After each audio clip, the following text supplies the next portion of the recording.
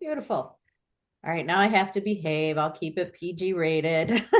Welcome everybody. My name's Erika Swiatek, and I was sharing with Rosemary as we let a couple people in early that some of my background is in playfulness. And when I started in the program, as any of you who have been through the program know, playfulness is a creativity attribute. So I became fascinated with it. So today I'm going to share some of my um, play resume as well as some stuff I've learned through research, trial and error, and anecdotal stuff. So I would love to keep this as playful as possible. So please feel free to use the chat, have some fun. I would love for this to become where you're laughing and having a good time and creating some memories that hopefully spill into the weekend and or give you some ideas of things that you should do this weekend. Um, so with that, I'm just going to jump right in. And what I'd like you to do first in the chat is tell myself and the Spice Girls what you would really, really want to get out of this session. And all is fair game. So go ahead and type in there what you would like to get out of today. And Kristen, as they come in, if you see some I'm not seeing, feel free to shout them out. I know at some point I will get lost in the chat, so I'll let. Beautiful. Have fun. I'm hoping we can do that. Some laughs. Absolutely. I got some memes and some e-cards in here that I'm hoping will give you all a laugh. Um, Language to help serious professionals. Good. I am hoping that I can give you some of that. And to show you how important it is to play for adults. That is actually one of my missions, is to teach adults the value of play. Fun ways of engaging with people. I can absolutely give you some of that. I've got some ideas in here. And one of the things I want to do as we're starting off is say, I want you to borrow brilliance from each other. So please use this chat as you're seeing ideas, share ideas of how you may have done similar things. So for example, this is a fun way to get people to talk about the expectations they might have for a class. So if you have other ways that you kick off class that are fun, feel free to put those in the chat. I would love for us to borrow brilliance from each other. A tool that I can use and have a lot of fun with. I think I have at least one of those. I'm only going to touch on it a little bit, but if anybody wants more information, I'm always happy to jump on calls and talk. Play equals creativity. Love that insight. Yes. Work can be fun and it's actually more productive when it's fun. Examples of effective tactics. I got a few of those. Learn how to integrate play with my students. Oh yeah, Kristen and I can tell you a whole bunch of stuff. So we will share some things there. Keen to deepen my appreciation of playfulness and fresh ideas for bringing playfulness alive for adults. Excellent. I am so happy to see this group wanting to do that. Joy toys, tools. I read what I want, Jane. Sorry. Insight, giggles in no particular order. Excellent. Ways of helping people de-stress. Excellent.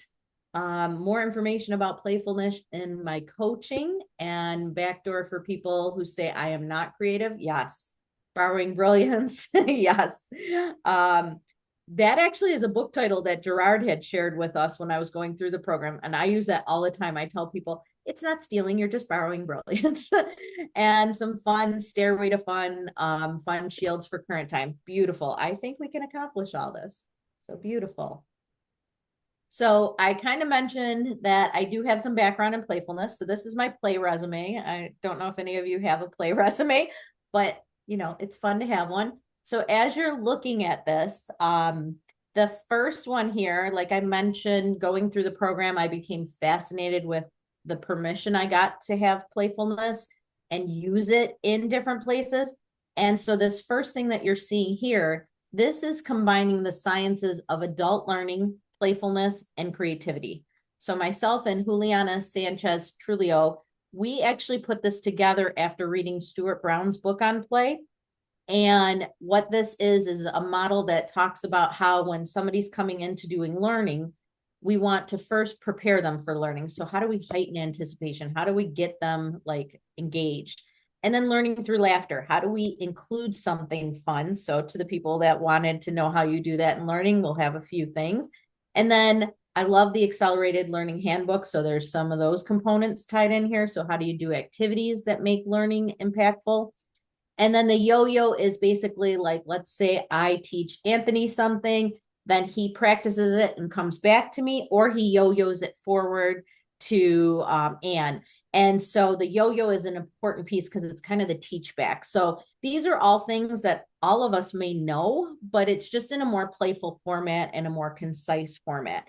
And then up here where you're seeing the smiley face with AATH, that is something Beth Slazak actually introduced me to. And I'm going to name drop for anybody in case they know these folks. And she introduced me to this program. And there are a lot of doctors and counselors who started this. And it kind of started with like Patch Adams' work.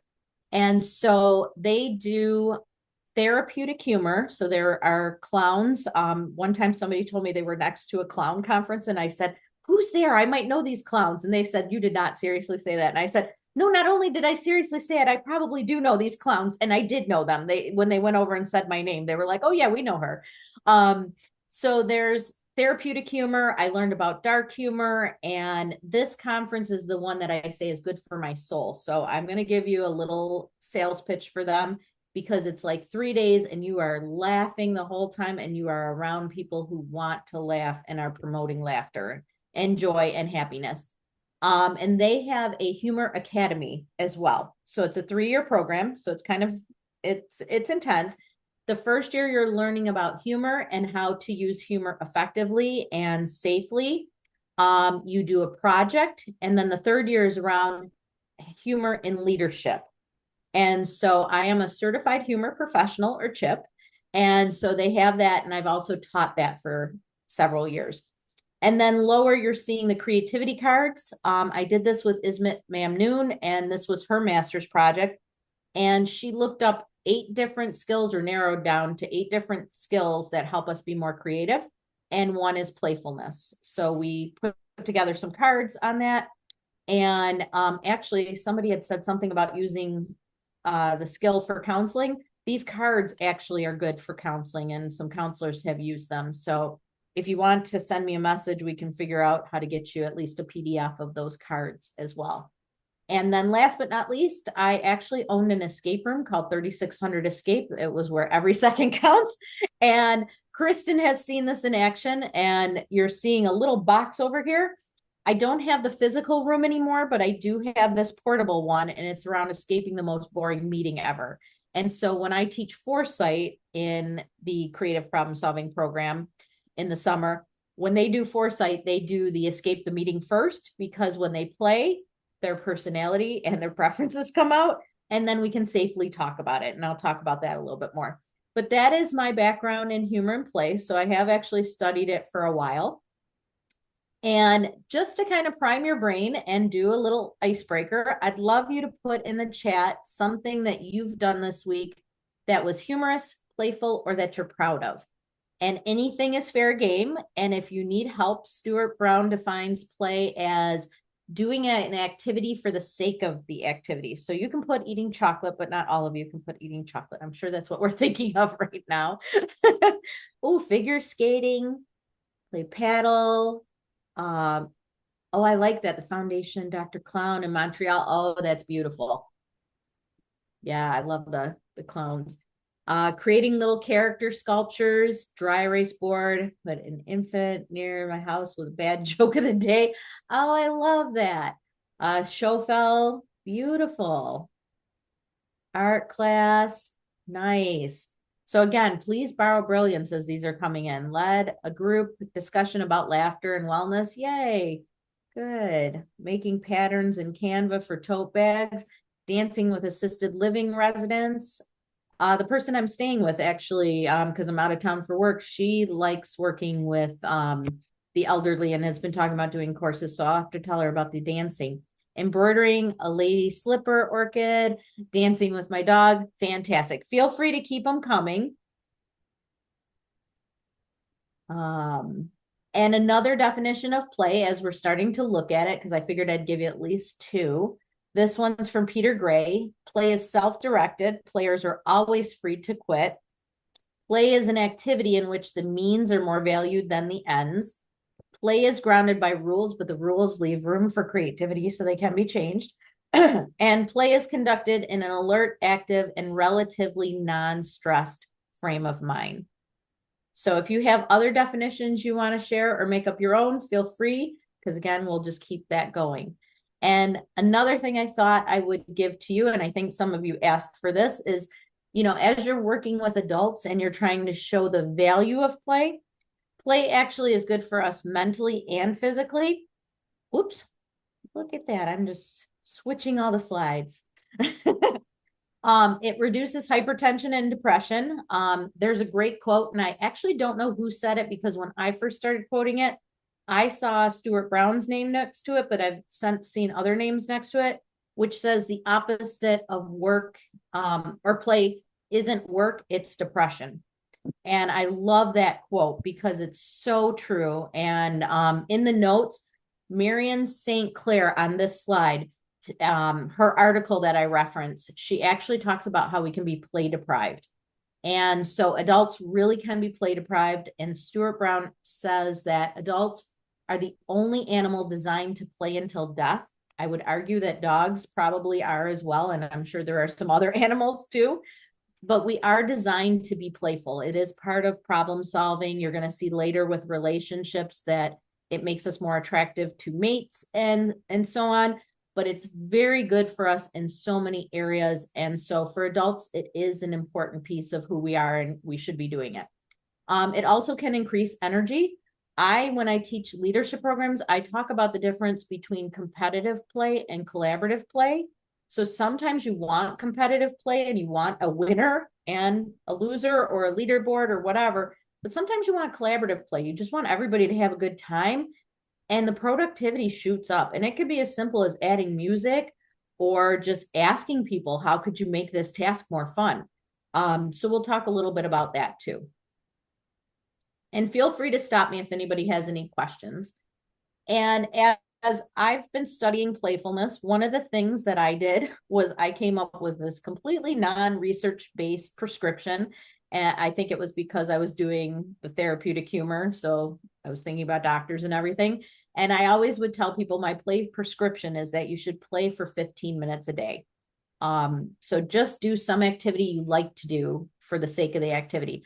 I often start off my day by just putting on like the Counting Crows or One Republic or some kind of fun music and like dance around as I'm getting ready. So sometimes I just fit it into that morning routine. And then sometimes I try to fit it in when I've got something very stressful at work. I often use it as a reward after I do something stressful. So that's kind of good for me too, because I see play as a reward. But I do think we should try to fit in at least a few minutes every day. And when you don't, I always tell people too, to start noticing when you feel play deprived. For me, I feel more stressed if I'm not playing. And I also feel more tired. So I really feel my energy go down. And so when I'm play deprived, I've actually said to my husband, I'm like, we need to go out on a play date because I just need some playtime. And so we'll go to what I call the kiddie casino, and we go to the arcade, and I'm always getting my tickets and, and having fun playing there. And so I do try to notice when I am play deprived, because I think play, humor, joy, those are all things that we have to make an effort to make part of our lives. So as you're talking to adults, some of the sciencey stuff that I'll give you is important, but just letting them know that it really will help you be more productive and a better play person and a better person all around. Yes, I love it. Yeah, I would love to see all of you doing the play prescription. And then as I was putting this together, and that was actually my playful moment this week, was just pulling all of this together. I was so excited to share all this with all of you. And I love this quote that I found as I was looking for playful quotes. So this is a laughter yoga instructor. And he said, I have not seen anybody dying of laughter, but I know millions who are dying because they are not laughing. And so that to me just sums it all up. And then play is good for our brain. So this is for whoever asked about the sciencey stuff. This is where I'm going to start getting into the sciencey stuff. So Stuart Brown says nothing lights up the brain like play. And actually, if you get his book, and it's a fantastic book. It's got a really long title, but if you search for Stuart Brown and play on Amazon, you'll find the book. but he talks about how nothing lights up the brain like play. And he started actually studying playfulness because he was studying mass murderers. And what he found, and I know that's such a weird thing to link to this, but what he found was that all of the folks he was studying were never allowed any free unstructured play. And the first unstructured event that they did was to actually harm people. So he started correlating how important play was to us in building communities and making connections and learning rules about society, and how it could be super bad if we're not playing. So there's a lot of good research and studies that he references.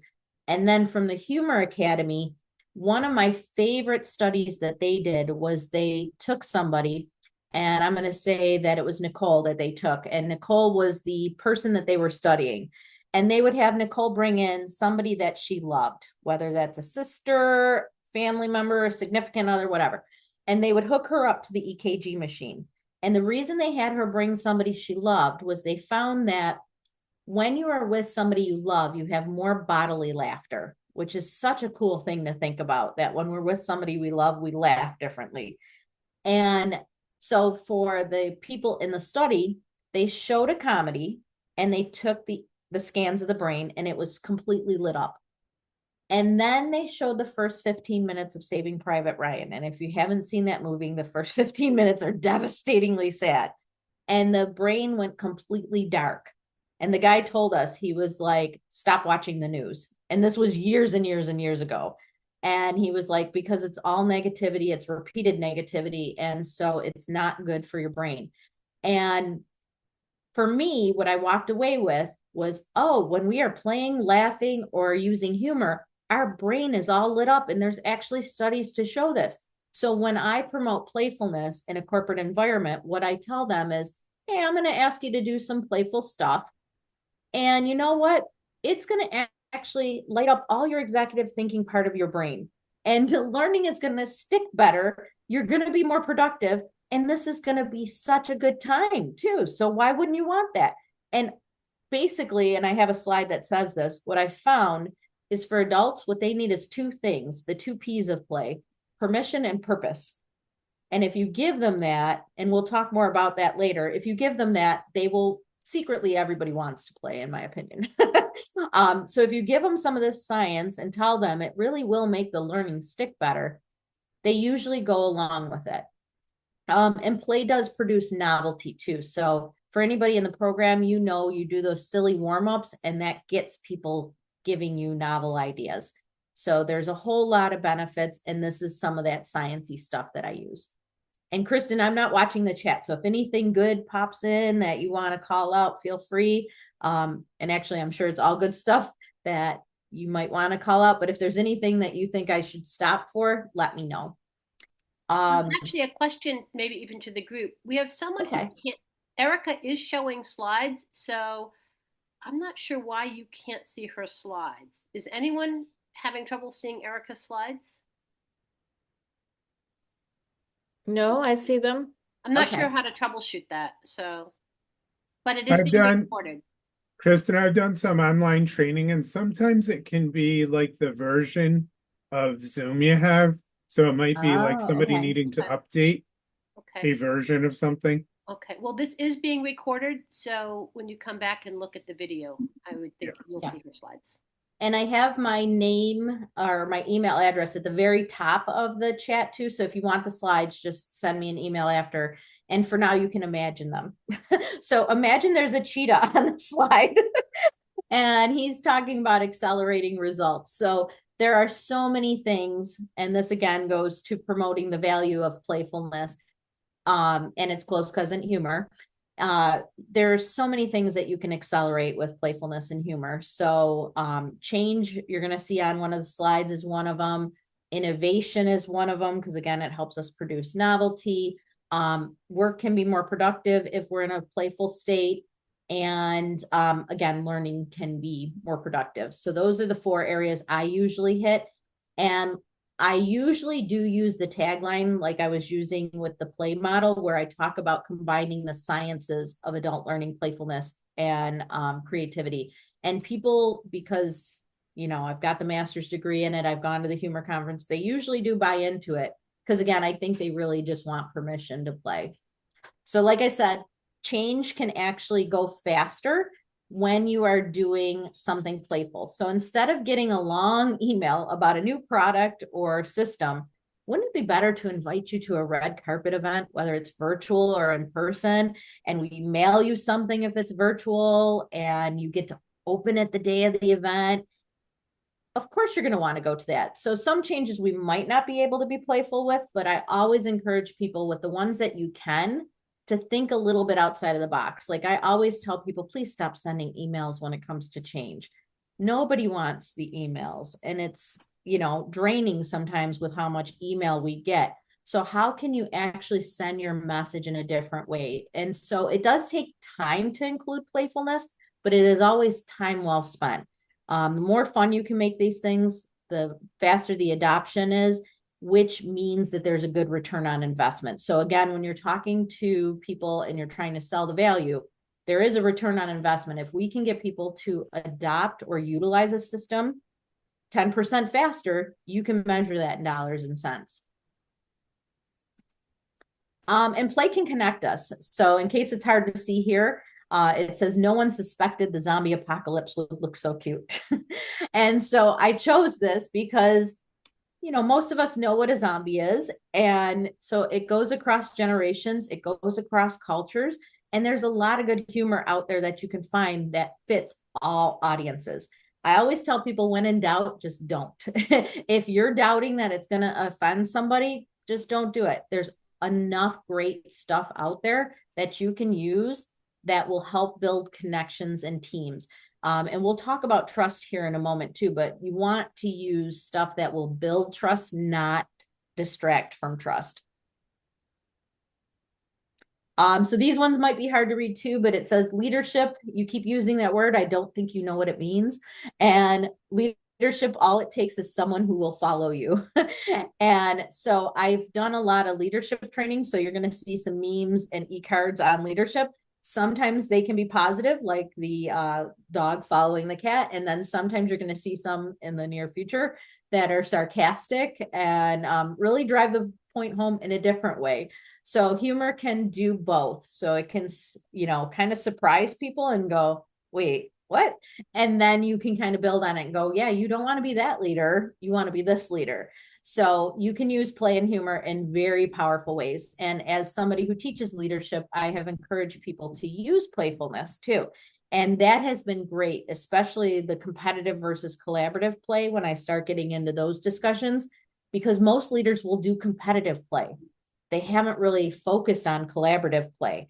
So they haven't taken the time to really use play to build the team up instead of trying to figure out who can sell the most widgets kind of thing.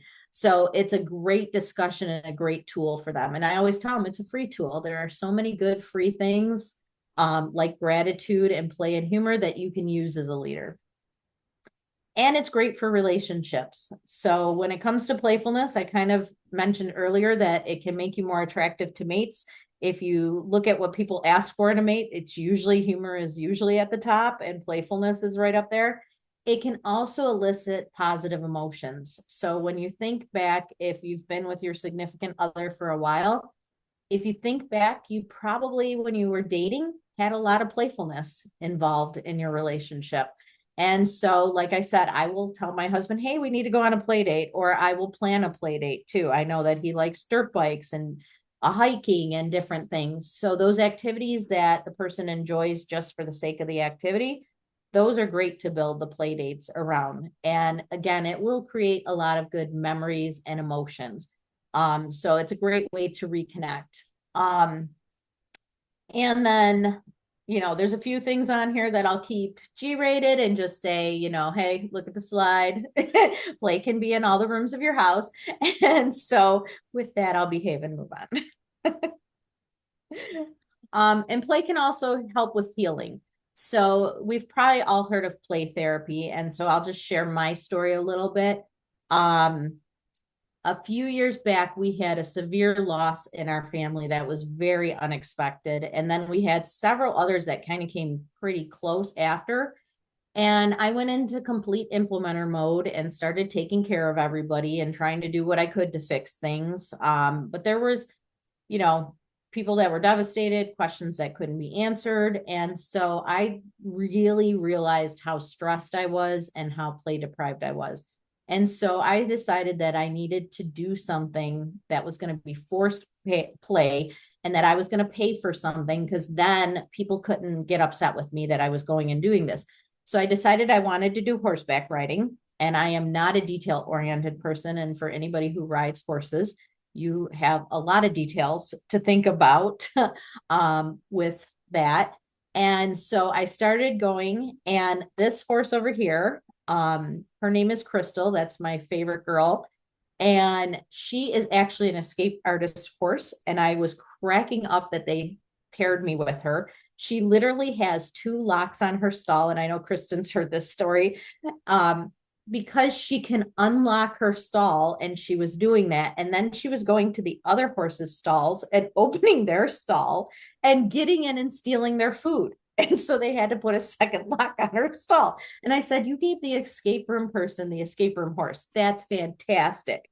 And anytime I ride, because now I ride all the other horses too, I have to give her carrots first. Because if I don't, she will not hug me. And yes, she hugs me. So she really was good for therapy, because she would just hug on me. And if I don't give her carrots first, she snubs me. She's like, no, I don't want nothing to do with you. And so she is one of my favorite things in the whole world. So for me, it was great because, like I said, I paid for it. So people allowed me to do it. It was only an hour a week I was asking to escape. And it just made such a difference for me. And now my friend and I have been going for like 3 years. So I finally did decide I should start learning how to ride, but we do have a great time. So I would definitely recommend doing something like that. And we did talk about children versus adults early in the expectations. So I think it's expected for children to be good players and to learn through playing, but it's not always expected through adults. And there's some challenges when it comes to adults. And so some of those challenges could be solved by you being the fun police. So when you're trying to infuse fun, you want to figure out, just like they say with the rules of humor, and I basically have those, I think, in the next slide or two, you want to figure out who your audience is, you want to look at the context, and you want to figure out the timing and the appropriate level. And I love that, Dr. Eugene. And so for me, working with providers at the hospital that I'm at right now, I have to sprinkle it in. It has to be stealth.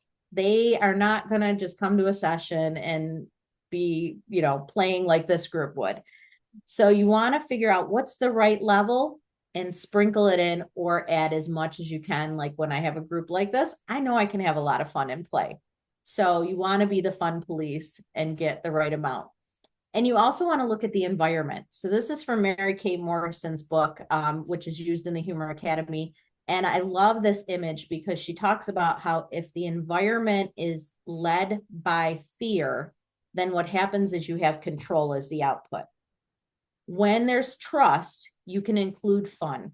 So when I had the escape room and I was tying escape rooms to personality assessments, people would contact me and they would say, oh, I want to do this team builder. And I would say, okay, great. Why do you want to do this team builder?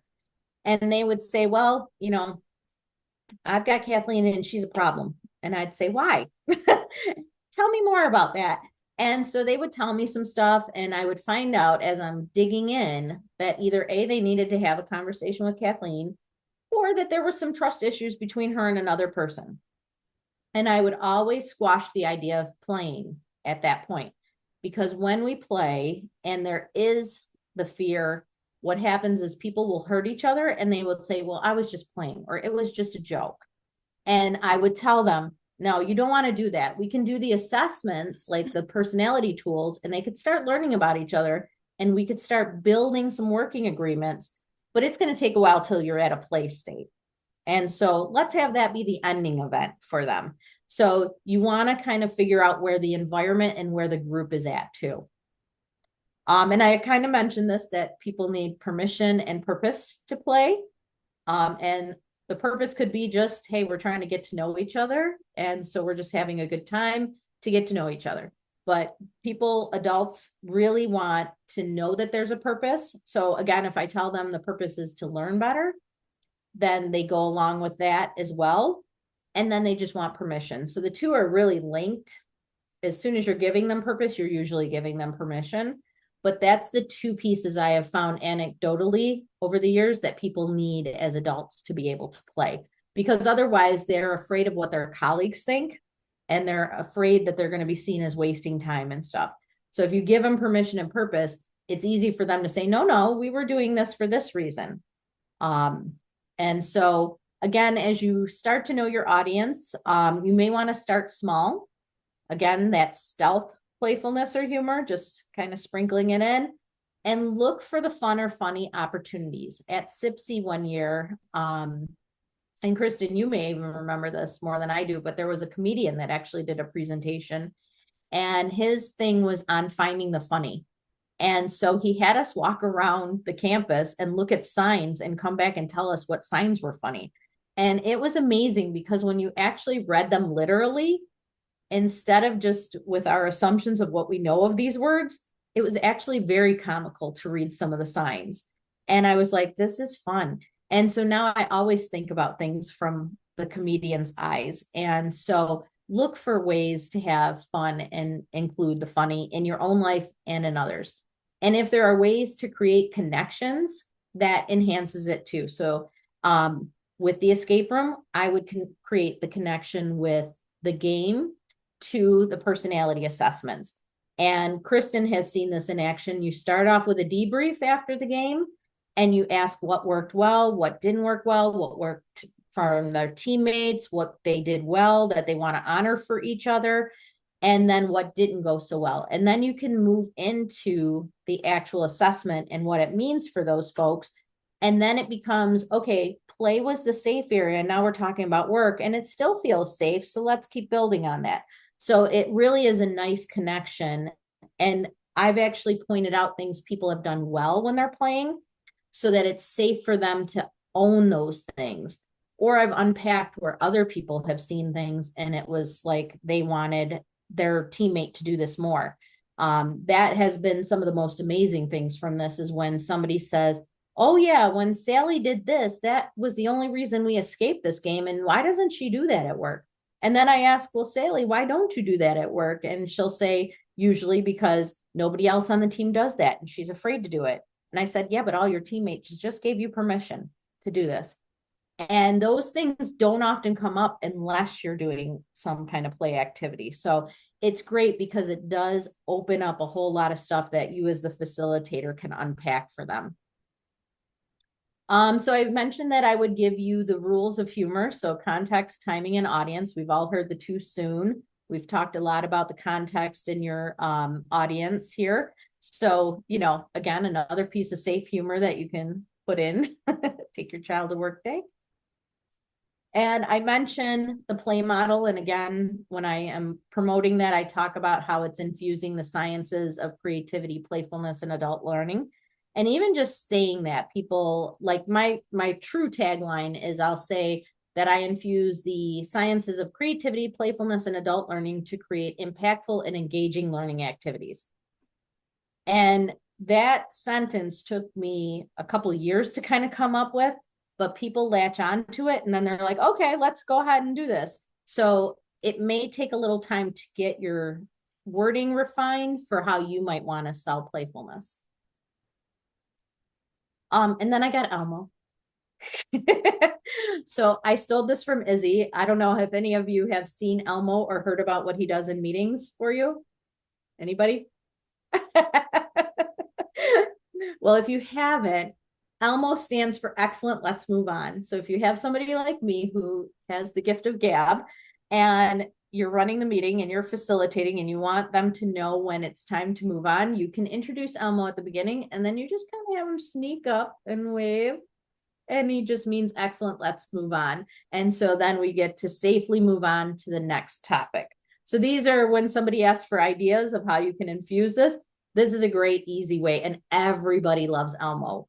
When I introduce him at meetings, people are always like, oh, I like that. And then they're like, I have an Elmo too. And so I'm like, okay, you can help me. When Elmo comes up, raise yours up too. So you could even send these to people and let them raise Elmo when they think the other person has kind of went past their point or their time. Or you can make somebody else the timekeeper and they can raise Elmo when it's time to move on. So it makes something that could be uncomfortable a little more comfortable. And because you're doing it at the beginning, everybody kind of knows that it might happen. And then I have a tale of a wolf and a squirrel. And this was when I did a session with another consultant, and it was a 2-week long training. It was a bank that acquired another bank, and we were doing like their new hire kind of training and getting them immersed into their new role. So people were nervous. They didn't know what to expect. They had tons of questions that they were afraid to ask. So we built in all kinds of activities to make all of that stuff safe. But we were in a cafeteria with a makeshift wall through the middle, and it was basically a cubicle wall. And one facilitator was here and one was over here in the rooms. And so my people could hear the other consultant if they were in the back of the room, and vice versa. Her people in the back heard me more than her. And so we decided that instead of having people get tense and angry with each other, which happened once, that we would get a squirrel and a wolf stuffed animal, and her side had the wolf and mine had the squirrel. And if the wolf popped up on the top of the wall, then the squirrel would chase him, or vice versa. And what that meant was, we can't hear our instructor. And could you quiet down? So when the second one came up, it was a signal that, yes, we heard you and we'll try to behave a little more. And so it made something that could have been very tense fun, and they would make sounds with it. They made love stories for the wolf and the squirrel. And so it's sometimes a $20 investment to have people, get over some things that are very hard in the beginning. Another idea that I've done, and in the chat, feel free to put any other ideas that you've done that you could use playfulness for when facilitating or in classes. But this one is super easy. And again, Kristen's seen this one when we do 559. We just split the room in two and give them like 35 minutes and 40 seconds. I love giving random times. I learned that from Dr. Firestein, to build a game. And they design the game for the other team, and then they each play each other's games. And that's how we review at the end of our time together. So it works out really well. It's amazing to see what they build. It's amazing to see what their creativity comes up with. And I know I've borrowed their brilliance at least a few times from the games that they've created. And I know I'm getting low on time, so I'm going to try to go fast. Another one you can do for gratitude is the superheroes, putting like a piece of paper on people's backs. You just punch a hole, tie a string through it, and they walk around and everybody writes what they think their superpower is and that they've seen from them. And then at the end, people take them off and they get to read all their superpowers. So it's a fantastic activity. And here's some more memes. So you could add memes in. So again, you could teach the opposite of what you're trying to teach in there. Obviously we do want a leader to lift people up, but maybe not in this way. And then the other one is just hysterical. They always have your back. And then here's some e-cards. Thank you for all your hard work. We're going to give you more hard work. I always tease my team too. So it's funny when I found this one, because I always say good work is rewarded with more good work. And then I love the next one. When my boss is mad and takes it out on me, I do less work. I can't reward bad behavior with a good response. And so you can see some of these other ones here too. And then you can just buy games and incorporate them. Snake Oil, I should work for them. It's an amazing game. It teaches force connections so well. If you haven't played it, get it, because it's just great for family nights. But you can debrief it on anything. I've debriefed it on sales skills. I've done it on customer service. So you just ask a couple questions and unpack it, and it works really well.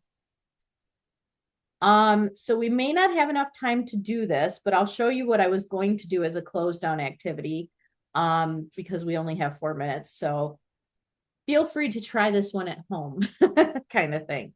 So instead of just wrapping it up at the end, I like to do wrap it up where you could be divided into two groups and you make a little rap song with 3 to 5 things that you've learned. And, if I'm in person, I will bring gear. And Amazon actually sells blow up boom boxes and microphones so people can get really into this.